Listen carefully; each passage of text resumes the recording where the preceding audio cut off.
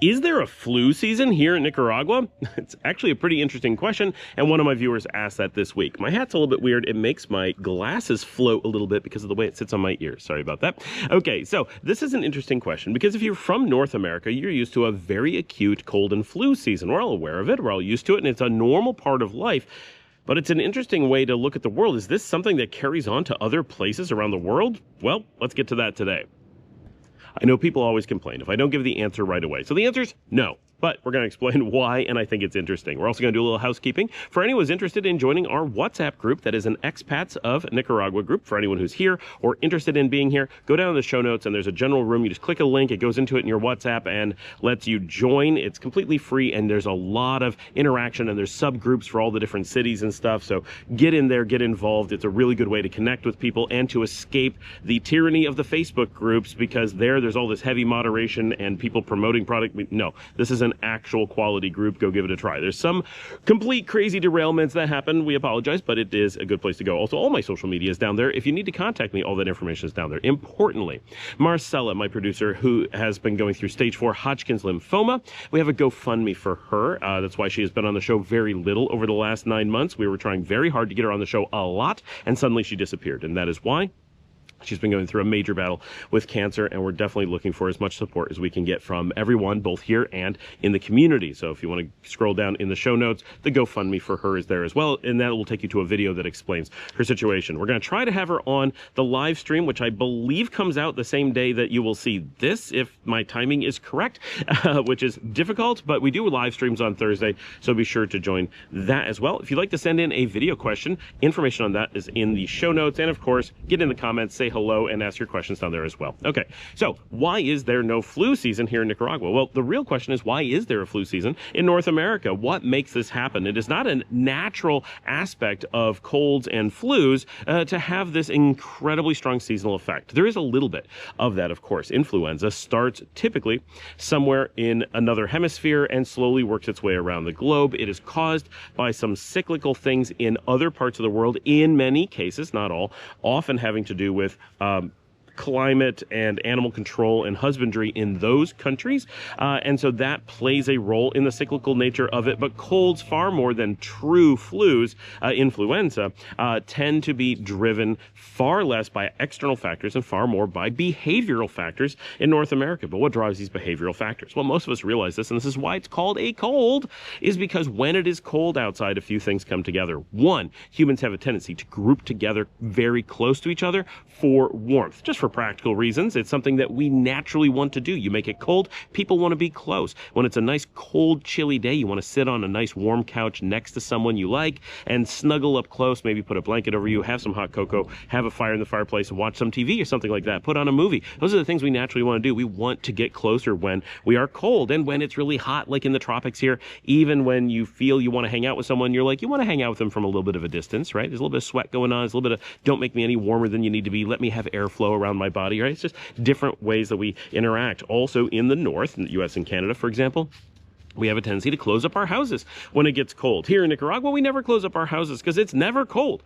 But in, growing up in New York, but even in Texas, there's large portions of the year where we completely shut the windows and try to hold the heat in the house, even in the middle of the day. And that means we're not getting a complete exchange of fresh air all the time. If you're used to anyone running heaters or central air conditioners, these things store air. They don't allow you to have new air come in from the outside. So any amount of viruses or anything that's in the air is going to collect on surfaces. It's moving very slowly. There's very little air movement to move it away, to keep it from getting on surfaces and to get it out of the house. Whereas here we have wide open spaces, lots of air. So if you cough, you sneeze, there's a good chance the wind is just going to blow it out the window or take it onto a wall far away.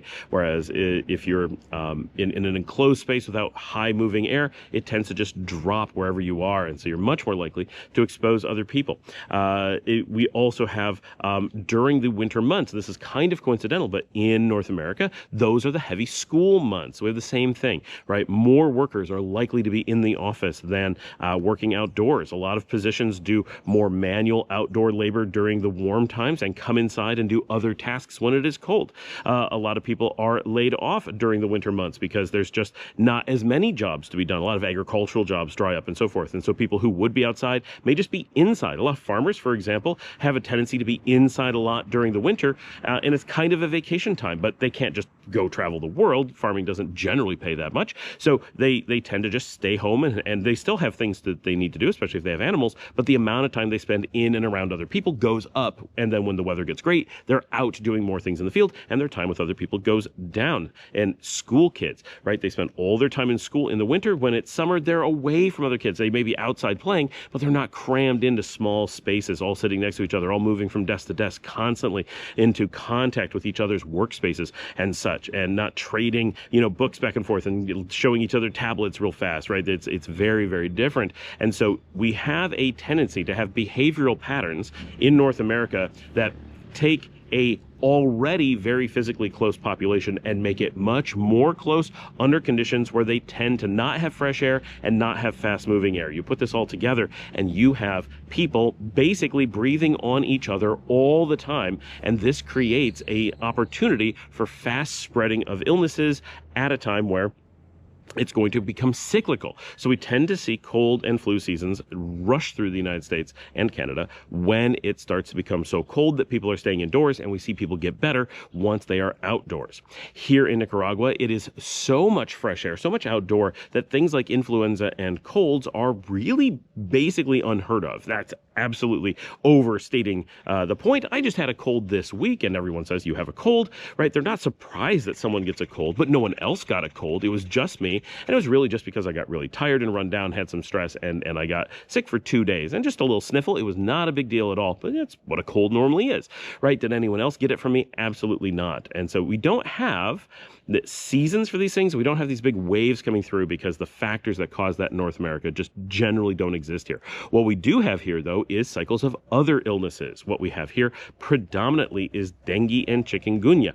These are diseases that are mosquito-borne and are generally they carry, like if one person has dengue and you get bitten by a mosquito, that can carry dengue. Not all mosquitoes can. And then it goes and bites someone else, they infect that next person. And so a mosquito can go from person to person and infect many in a local area. So being outside and in the open is actually a detriment to this. So we have the opposite things having the opposite effect. So the behavioral patterns in North America make colds and flus able to transmit during the winter months. And here in Nicaragua, we have things like dengue and chikungunya, and of course malaria, but that's really well handled. We never hear of malaria outbreaks or anything like that. But we have these other diseases that are mosquito-borne, and they have a tendency to spread during the wet months, which we call winter, but they are the summer in North America. So it's the opposite cycle, and it is a different type of thing. It's not respiratory illnesses. These are mosquito-borne fevers. So we do have seasons for them, sort of. It's more like we have a cyclical nature of a spread of it throughout the area. So it's less predictable than colds and flus in North America, but it is generally similar. We know that like now during the dry season, there's effectively no mosquitoes, and so they are not going to be spreading a pandemic-like dissemination into the populace, because there just aren't enough mosquitoes and there aren't enough hosts. But when it's the rainy season, we get more mosquitoes and people are outside more because the rain cools things down, and so people are more likely to go out and do outside activities in tighter periods of time, and this allows mosquitoes to bite one person, move on to the next, and create the infections. So we have something akin to a cold and flu season, but it is very different as well, and it is very opposite in time and in reason. Thanks for joining me. Like and subscribe. If you'd like to help support the channel, you can buy me a coffee at buymeacoffee.com/ScottAlMiller. We've got a join button down there if you'd like to join our community and be a part of everything we do here. We have, like I said, the WhatsApp group, all kinds of things. Get in those show notes. Check out all the things you can do. Please send in video questions. I love it when people do that. We're going to get to some of those that are still outstanding pretty soon. And as always, you can support us by just watching another episode, telling someone about the show, posting it on social media, on X, on Facebook, on Nicagram, on Nicaloro, on Blue Sky, you name it. Get out there, let people know about the show. It really does make a big difference. And just leave a comment. All those things help. I will see all of you tomorrow.